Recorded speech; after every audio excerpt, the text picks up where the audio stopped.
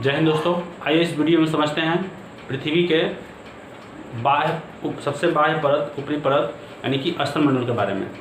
इससे पहले वीडियो में हम लोग पृथ्वी की आंतरिक संरचना के बारे में पढ़े हैं। आई होप उस वीडियो को आप लोग देखे होंगे। यदि नहीं देखे होंगे तो उस वीडियो को जा करके देख लें एक बार। चलिए पृथ्वी के स्थलमंडल के बारे में समझते हैं। पृथ्वी का स्थलमंडल मुख्य दो चीज़ों से मिलकर बना हुआ है। पहला जल, दूसरा महाद्वीप यानी महासागरों और महाद्वीपों से जो मिलकर बना हुआ जो स्थल है उसे स्थलमंडल कहते हैं। स्थलमंडल को महाद्वीपों और महासागरों में बांटा गया। महाद्वीपों की संख्या जो है 7 है और महासागरों की संख्या 4 है मुख्य रूप से। ठीक है, इनके बारे में जैसे एशिया हो गया, यूरोप हो गया, एशिया, यूरोप, अफ्रीका, उत्तरी अमेरिका, दक्षिणी अमेरिका और ऑस्ट्रेलिया और उसके बाद जो है अंटार्कटिका। ये जो 7 महाद्वीपें हैं, इन 7 महाद्वीपों के बारे में हम आगे अध्ययन करेंगे। और ये 4 गो महाद्वीप है, हिंद महासागर और प्रशांत, हिंद महासागर, प्रशांत महासागर, अटलांटिक महासागर और आर्कटिक महासागर। ये 4 गो महासागर के बारे में, इसके बारे में भी आगे हम लोग पढ़ने वाले हैं। मुख्य रूप से आइए मेन अभी समझते हैं ये स्थलमंडल के बारे में। स्थलमंडल मुख्य 2 चीज़ों से मिलकर बना हुआ है, महासागर प्लस महाद्वीप। महासागर प्लस महाद्वीप मिल करके ही स्थलमंडल का निर्माण हुआ है। तो महासागर का टोटल जो पूरा पृथ्वी का महासागर 71% भाग पर है और पूरे पृथ्वी का महाद्वीप मात्र 29% भाग पे है। और इन लोगों का यदि अनुपात निकालते हैं तो 3:7 में जो है लगभग माना जाता है इन लोगों का अनुपात, यानी कि स्थल और जल का अनुपात 3:7 माना जाता है। ये पूरा पृथ्वी को देखते हैं तो उसके बीचों बीच इक्वेटर से भाग दिया गया है, इक्वेटर से। ठीक है, इक्वेटर के उस तरफ जो है उत्तरी गोलार्ध कहलाता है और इसके नीचे दक्षिणी गोलार्ध कहलाता है। तो उत्तरी गोलार्ध के हिस्सा में 61% भाग पर जल पाया जाता है और दक्षिणी गोलार्ध में 81% भाग पर जल पाया जाता है। उसके बाद देखें तो पृथ्वी की जो सबसे अधिकतम ऊंचाई पे है जो माउंट एवरेस्ट है, जिसकी ऊंचाई लगभग 8850 मीटर है और अधिकतम गहराई जिसको नाम मेरियाना गर्त है। ये मेरियाना गर्त आपको फिलीपींस के बगल में मिलेगा और ये जो माउंट एवरेस्ट है ये नेपाल में है। ठीक है, तो इन दोनों को जो बीच ऊपरी मतलब सबसे ऊपरा, सबसे ऊंचा, सबसे नीचा, जो सबसे गहरा, इन दोनों के बीच का अंतर देखेंगे तो लगभग आएगा आपको 20 किलोमीटर। देखिए कैसे, यहाँ पे 2850, इसको 9 किलोमीटर लगभग मान लेते हैं और इसको 22 मीटर है, इसको 11 किलोमीटर मान लेते हैं। तो 9 और 11 20, यानी कि इन दोनों के बीच का जो अंतर है कितना है, लगभग 20 किलोमीटर हो जाता है।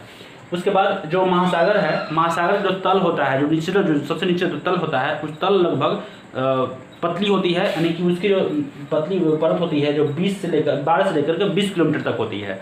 उसके बाद नीचे जो महाद्वीप होता है, महाद्वीप थोड़ा सा ऊंचा होता है तो इसकी जो ऊंचाई होती है लगभग 40 किलोमीटर होती है। ठीक है, आइए अब देखते हैं पृथ्वी की जो ऊपरी स्थलमंडल जो ऊपरी हिस्सा होता है, जो सबसे कठोर भाग होता है, उस कठोर भाग को क्या कहते हैं, चट्टान कहते हैं। तो चट्टान किसे कहते हैं, इसका फॉर्मूला है, इसका जो परिभाषा है कि पृथ्वी के जो स्थल भाग है, स्थल भाग का जो सबसे कठोर भाग है, उस कठोर भाग को ही क्या बोलते हैं, चट्टान कहते हैं। चट्टान मुख्य रूप से 3 भागों में चट्टान को मुख्य रूप से 3 भागों में बांटा गया है। पहला अग्नेय चट्टान, दूसरा अवसादी चट्टान, तीसरा केंद्रित चट्टान।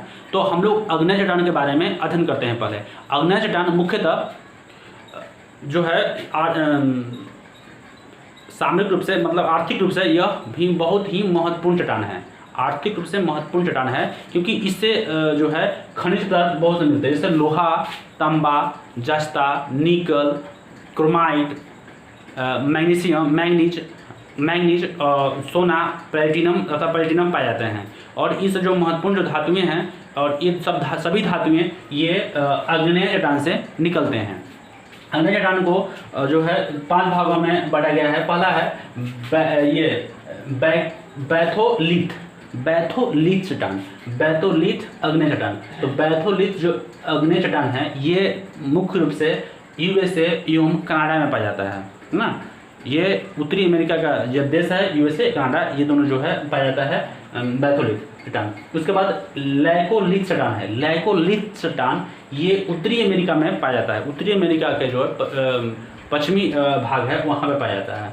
फिर ये लैपोलिथ, एक और जो इसका भाग है लैपोलिथ अग्नेय चट्टान, ये दक्षिण अमेरिका के में पाया जाता है। उसके बाद सील, जो सील है ये छत्तीसगढ़, बिहार के राज्य हैं छत्तीसगढ़ और झारखंड, यहाँ पे ये पाया जाता है। और उसके बाद है ये डाइक, डाइक झारखंड के सिंहभूम जिले में पाया जाता है। जो डाइक जो अग्निजन्य का जो हिस्सा है वह झारखंड के सिंहभूम जिले में पाया जाता है। और वह सिंहभूम जिला भी खनिज की मात्रा में सबसे संपन्न झारखंड का जिला है सिंहभूम। उसके बाद देखते हैं ये पैगमाइट, ये पैगमाइट जो है अभ्रक के लिए प्रसिद्ध है। और अभ्रक भारत में दुनिया का नंबर 1 देश है अभ्रक उत्पादन में। और कई जो भारत के कई राज्य जो है जहाँ से अभ्रक जो है निकलती है भरपूर मात्रा में, उसी में एक झारखंड भी है। जो झारखंड से पैगमाइटाइट एक चट्टान है, उससे क्या निकलता है, अभ्रक निकलता है, जो झारखंड के कोडरमा में स्थित है। उसके बाद देखते हैं बेसाल्ट चट्टान। बेसाल्ट चट्टान में लोहा की मात्रा सर्वाधिक होती है और लोहे की मात्रा सर्वाधिक होने के कारण वह ब्लैक करिया हो जाती है। और करिया होने के कारण बेसाल्ट चट्टान में इसका जो है काली मिट्टी का निर्माण होता है।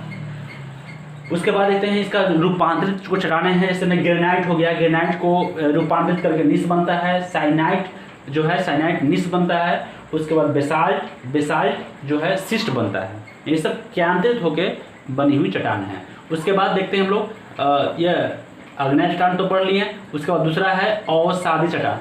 अवसादी चट्टान यहाँ लिखते हैं। और अवसादी चट्टान को इंग्लिश में सेंडिमेंट्री रॉक कहते हैं, सेंडिमेंट्री रॉक। इसको अवसादी चट्टान को एक पहला तो है इस ये अवसादी चट्टान है परतदार चट्टान के रूप में जाना जाता है इसको, कि ये परत दर परत जो है इस चट्टान को देखेंगे काट के जब परत इसको चट्टान को पहाड़ को, तो ये परत दर परत होता है। ठीक है। उसके बाद इसमें इसी को अवसादी चट्टान में ही बलुआ पत्थर, चुना पत्थर या नमक का पठार, ये सब जो है इसमें पाया जाता है और अवसादी चट्टान में ही पाया जाता है। और तो सेल खरी, कोयला, खनिज, ये सब जो है अवसादी चट्टान में ही पाया जाता है। यहाँ तक कि पेट्रोलियम वगैरह भी अवसादी चट्टान से ही पाया जाता है।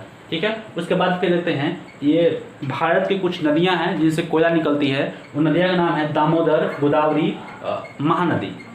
ये तीनों नदियां से जो नदी घाटियां हैं उनमें अवसादी चट्टान पाई जाती हैं और उनके अवसादी चट्टान होने की वजह से वहाँ से कोयला भरपूर मात्रा में निकलती है। ठीक है। तो ये तो अवसादी चट्टान के बारे में समझ गए होंगे, क्योंकि इसमें मेन जो चीज़ें हैं बहुत ही भी हमारे लिए आर्थिक रूप से संपन्न चीज़ें हैं, क्योंकि इसमें से भी बहुत सी चीज़ पेट्रोलियम वगैरह जब सभी चीज़ निकलती हैं अवसादी चट्टान से ही निकलती है। उसके बाद देखते हैं हम लोग केयांत्रित चट्टान। तो केयांत्रित चट्टान जो है ये कोई अलग नहीं है, ये दोनों से ही, ये अग्नेय और अवसादी, ये दोनों के दबने, ये दोनों को जब ताप दाब से और रासायनिक क्रिया हो जाता है तब जो है तीसरा पत्थर का निर्माण होता है। वह तीसरा पत्थर का नाम है केयांत्रित चट्टान। ठीक है। केयांत्रित चट्टान ताप दाब और रासायनिक क्रिया के द्वारा जो चट्टान निर्मित होता है, जो चट्टान निर्मित होता है वो चट्टान को नाम है केयांत्रित चट्टान। ठीक है। जैसे में चुना पत्थर धरती के अंदर दबे हुए रहता है, बहुत सालों तक दबे हुए रहता है, जिसमें ताप दाब की वजह से वह रूपांतरित हो जाता है किसमें, संगमरमर में।